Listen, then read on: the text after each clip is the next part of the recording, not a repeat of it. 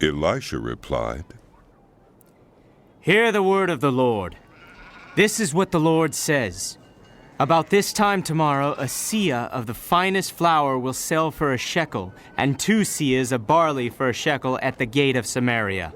The officer on whose arm the king was leaning said to the man of God, Look, even if the Lord should open the floodgates of the heavens, could this happen? You will see it with your own eyes, answered Elisha. but you will not eat any of it. Now there were 4 men with leprosy at the entrance of the city gate. They said to each other, Why stay here until we die? If we say we'll go into the city, the famine is there, and we will die. And if we stay here, we will die. So let's go over to the camp of the Arameans and surrender. If they spare us, we live. If they kill us, then we die. At dusk, they got up and went to the camp of the Arameans. When they reached the edge of the camp, no one was there, for the Lord had caused the Arameans to hear the sound of chariots and horses and a great army, so that they said to one another, Look! The king of Israel has hired the Hittite and Egyptian kings to attack us! So they got up and fled in the dusk, and abandoned their tents and their horses and donkeys. They left the camp as it was and ran for their lives. The men who had leprosy reached the edge of the camp, entered one of the tents, and ate and drank. Then they took silver, gold, and clothes, and went off and hid them. They returned and entered another tent and took some things from it, and hid them also. Then they said to each other, Wait, what we're doing is not right. This is a day of good news, and we are keeping it to ourselves. If we wait until daylight, punishment will overtake us. Let's go at once and report this to the royal palace.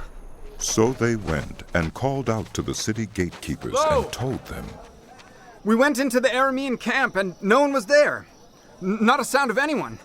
Only tethered horses and donkeys, and the tents left just as they were. Come see.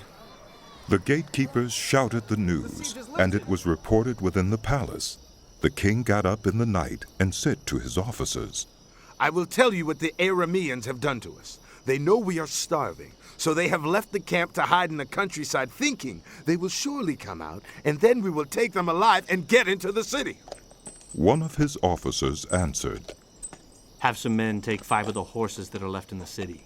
Their plight will be like that of all the Israelites left here. Yes, they will only be like all these Israelites who are doomed. So let us send them to find out what happened. So they selected 2 chariots with their horses, and the king sent them after the Aramean army. He commanded the drivers, Go and find out what has happened. They followed them as far as the Jordan, and they found the whole road strewn with the clothing and equipment the Arameans had thrown away in their headlong flight. So the messengers returned and reported to the king. Then the people went out and plundered the camp of the Arameans. So a seah of the finest flour sold for a shekel, and 2 seahs of barley sold for a shekel, as the Lord had said. Now the king had put the officer on whose arm he leaned in charge of the gate, and the people trampled him in the gateway, and he died, just as the man of God had foretold when the king came down to his house. It happened as the man of God had said to the king. About this time tomorrow, a seah of the finest flour will sell for a shekel, and 2 seahs of barley for a shekel at the gate of Samaria. The officer had said to the man of God, Look, even if the Lord should open the floodgates of the heavens, could this happen?